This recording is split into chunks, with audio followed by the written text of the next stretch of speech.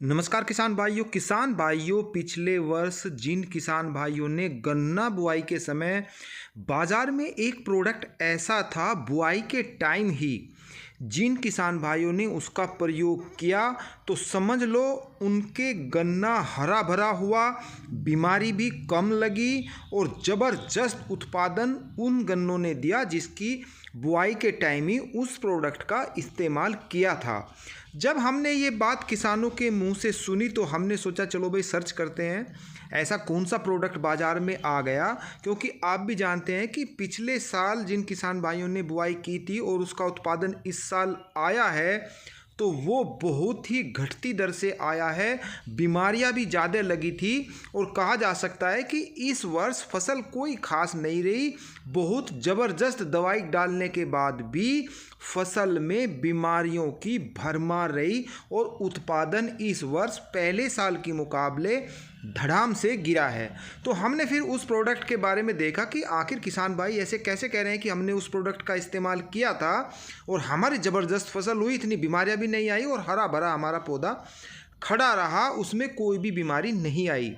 उसी के बारे में आज की वीडियो में हम चर्चा करेंगे कि उसकी कितनी मात्रा देनी चाहिए, कीमत क्या है और कैसे उसका उपयोग करें। यदि अभी तक आपने हमारे चैनल को सब्सक्राइब नहीं किया है तो कृपया करके इसे सब्सक्राइब करें और वीडियो को किसान भाइयों में शेयर भी करें ताकि वे भी इसका लाभ उठा सकें।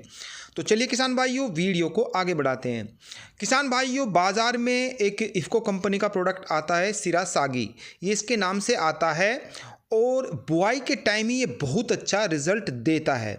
इसका जो इस्तेमाल करने का तरीका है सबसे अच्छा तरीका है, क्योंकि किसान भाई आपने देखा भी होगा कि कुछ किसान भाई जो गन्ने के टुकड़े होते हैं जब बीज की कटाई करते हैं तो उनको ट्रीट करते हैं, इसके लिए बहुत ही झंझट है। किसान भाई इससे काफ़ी किसान भाई परेशान भी होते हैं और इस परेशानी के कारण ही उसका इस्तेमाल भी नहीं करते। वो होता है ये कि किसी भी फंगीसाइड का, जैसे कि कार्बनडाजिम प्लस मैंकोजेब का है, एक ड्राम में घोल बनाते हैं, उसमें गन्ने के जो टुकड़े होते हैं उनको भिगोते हैं और फिर उसकी बुआई करते हैं। तो ये एक काफ़ी झंझट वाला काम है।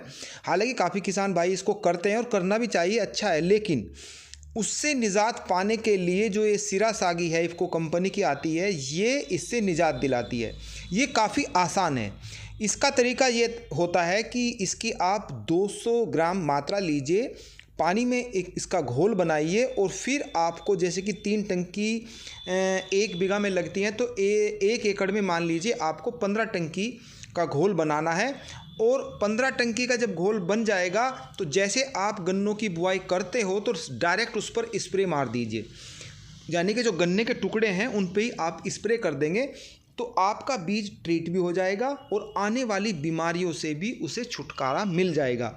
तो ये काफ़ी आसान है, बजाय इसके कि आप एक ड्राम लीजिए उसमें गन्ने के टुकड़ों को भिगोइए, तो ये एक झंझट वाला काम है, तो उससे भी निजात इसमें मिल जाती है।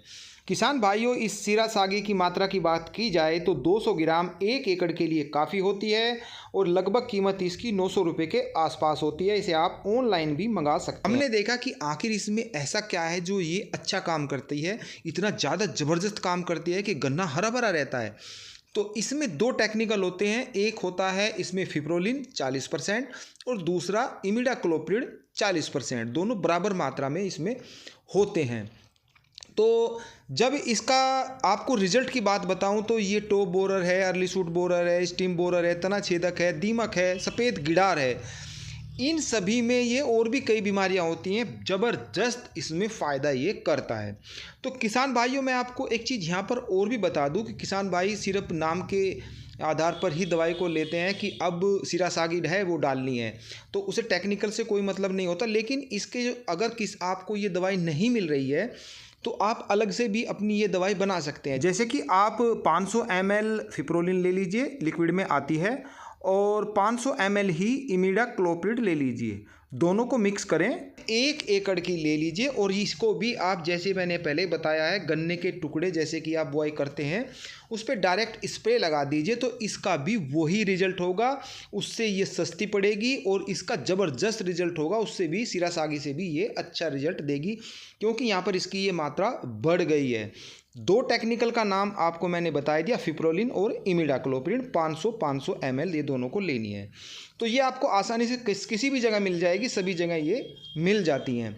फिप्रोलिन कुछ किसान भाई नहीं जानते होंगे, लेकिन ये रिजेंट है, जिसे रिजेंट के नाम से आप जानते हैं।